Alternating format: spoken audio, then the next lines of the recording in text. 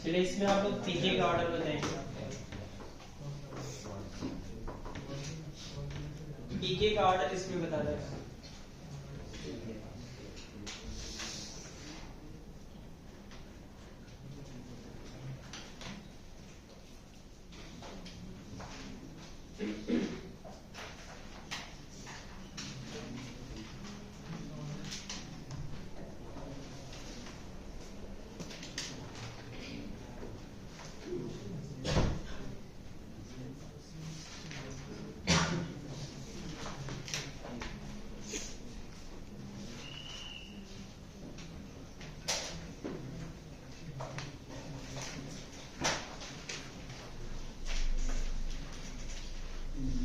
पीके का increasing order आप लोग इसमें बताइए क्या होगा।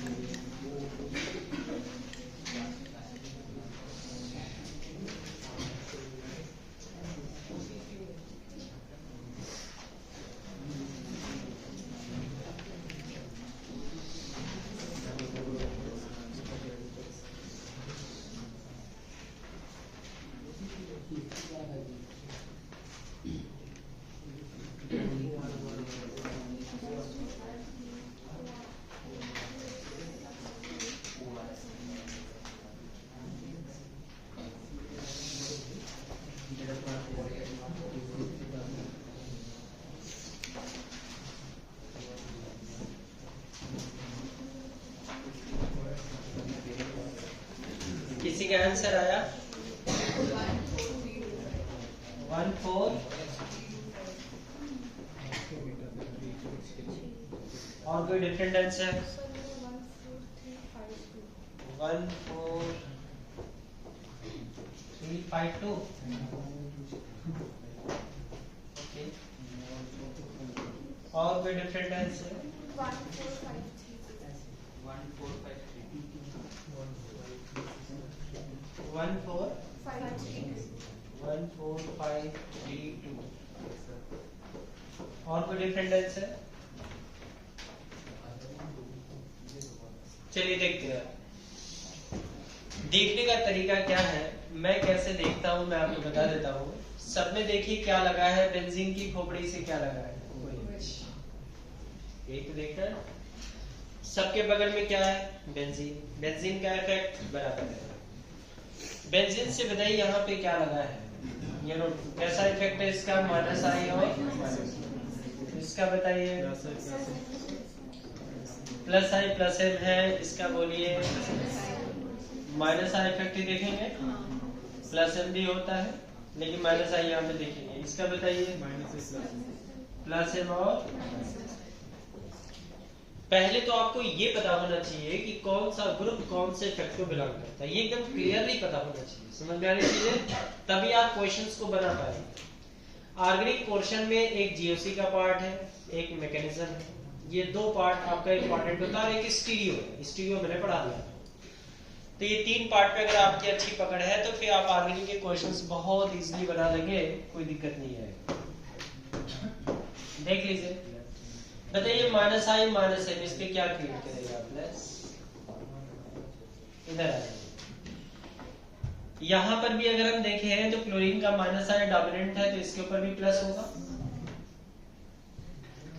CH3 का कैसा इफेक्ट है, प्लस आई प्लस एम, तो यहाँ क्या क्रिएट करेगा, माइनस। इसका कौन सा इफेक्ट डोमिनेंट है? प्लस है। कौन सा इफेक्ट डोमिनेंट है? प्लस है। CH3 के प्लस आई से प्लस एन से इसका प्लस एन ज्यादा है, तो इसकी वजह से जो माइनस आएगा वो काफी बड़ा है। अब आप चेक कर लीजिए कि कौन सबसे ज्यादा स्ट्रॉन्गर एसिड है। क्वेश्चन को 30 सेकेंड 40 सेकेंड के अंदर ही करने की कोशिश करिए, तभी आपको सक्सेस मिलेगा। समझ में आ रही चीजें? क्वेश्चंस को कर तो रहे हैं लेकिन बहुत टाइम लगा रहे हैं, तो फिर आप मुश्किल है, क्योंकि कंपटीशन इतना ज्यादा हो चुका है कि आप 22-25 लाख बच्चों में बैठ के एग्जाम दे रहे हैं। वहां आप तभी सक्सेस हो सकते हैं जब आपके हाथ में ट्रिक हो और आप क्वेश्चंस को विद इन 30 to 40 सेकेंड के अंदर कर सकते हैं। बोलिए सबसे ज्यादा स्ट्रॉन्गर एसिड कौन है? फर्स्ट।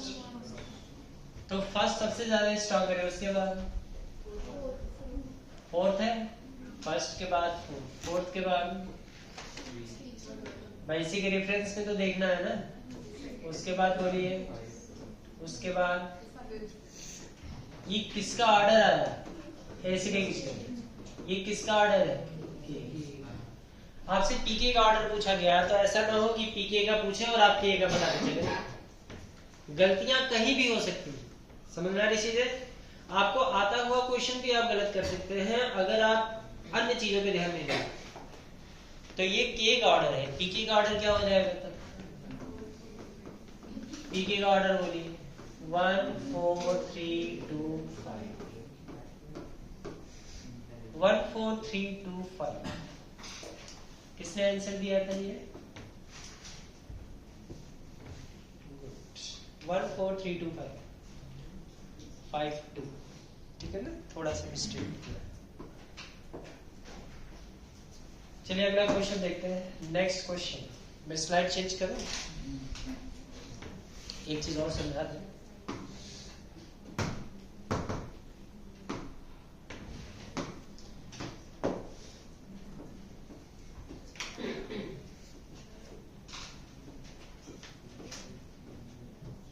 OH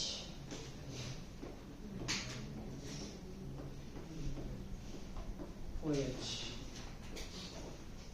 बताइए which one is more stronger acid?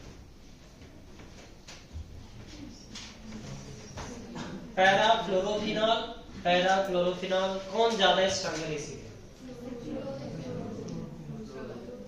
कौन ज्यादा स्ट्रॉन्गर? क्यों? फ्लोरो क्यों?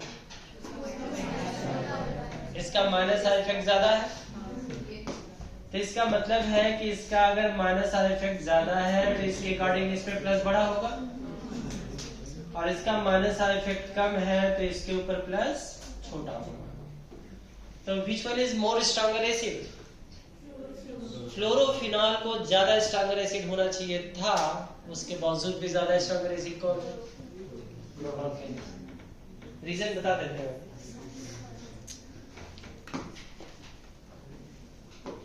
रीजन क्या है देख लीजिए, इसका कॉन्जुगेट बेस बताइए क्या है? कॉन्जुगेट बेस अगर हम देखें O माइनस और यहाँ क्या लगा? फ्लोरीन। और अगर हम इसका कॉन्जुगेट बेस देखें तो O माइनस है और साथ में बताइए क्या लगा है? फ्लोरीन। इसका रेजोनेटिंग स्ट्रक्चर बताइए क्या बनेगा? निगेटिव चार्ज के अल्टरनेट पे पाई बॉन्ड है, बॉन्ड ऐसे टूट जाएगा, टूटते ही यहाँ पे बनेगा डबल बॉन्ड, और ये निगेटिव चार्ज इस कार्बन पे आ गया, ये पाई बॉन्ड ऑलरेडी प्रेजेंट है, यहाँ फ्लोरीन लगा। अब एक बार फिर रेजोनेंस होगा, इस निगेटिव के अल्टरनेट पे पाई बॉन्ड ऐसे टूट जाएगा।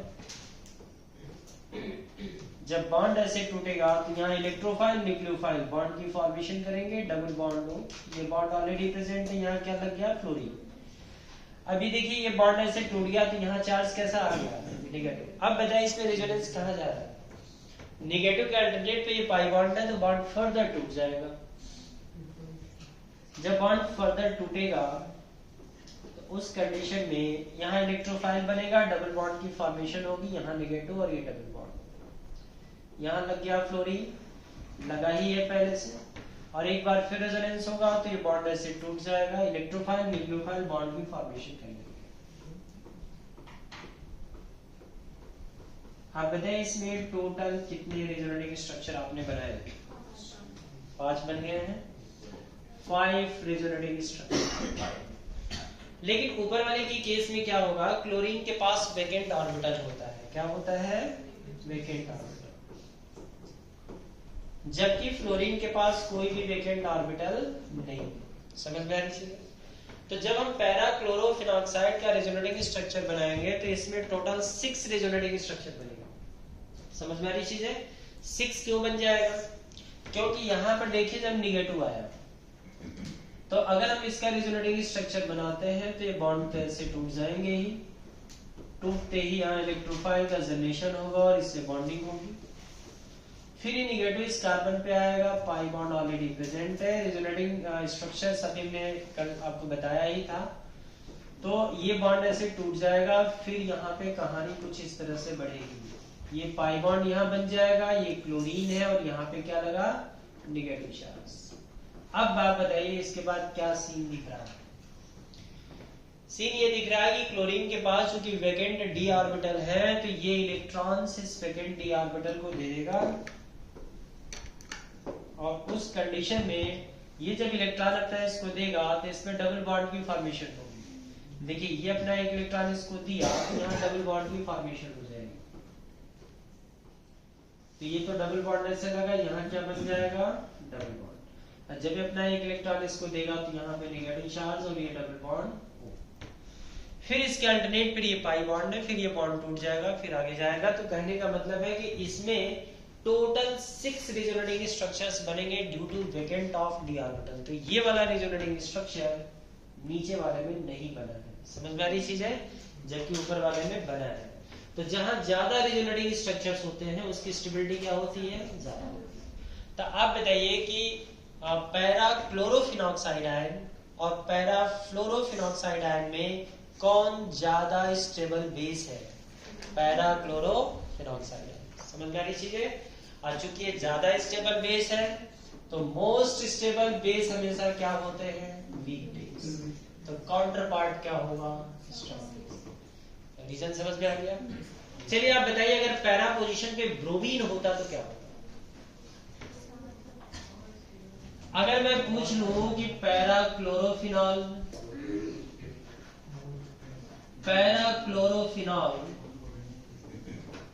और पैरा ब्रोमोफिनॉल में कौन ज्यादा स्ट्रॉन्गर एसिड है? बोलिए। अभी भी ज्यादा स्ट्रॉन्गर एसिड कौन होगा? समझ में आ रही चीज? अब आप बोलेंगे कि ब्रोमीन के पास भी तो वेकेंट ऑर्बिटल है। वेकेंट ऑर्बिटल है लेकिन ध्यान रखिए इसमें गैप है। ये जो क्लोरीन है ये आपका 2p एलिमेंट है या 3p एलिमेंट है? देखिए फ्लोरीन होता है 2p एलिमेंट। तो फ्लोरीन के केस में तो खैर यहाँ बॉन्डिंग हो ही नहीं रही है।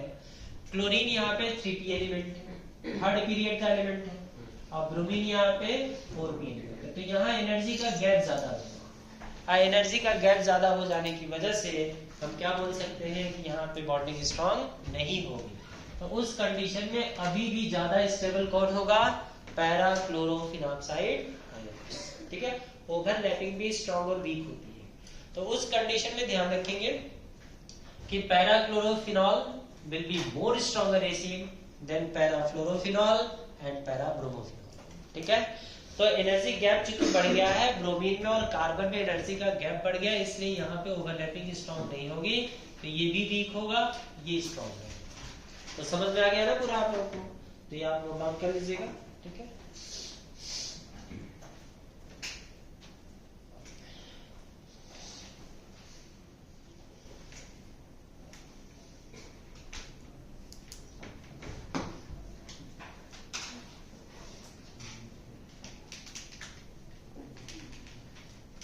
नेक्स्ट क्वेश्चन, अगले क्वेश्चन की तरफ मूव करते हैं। नेक्स्ट क्वेश्चन लिखिए।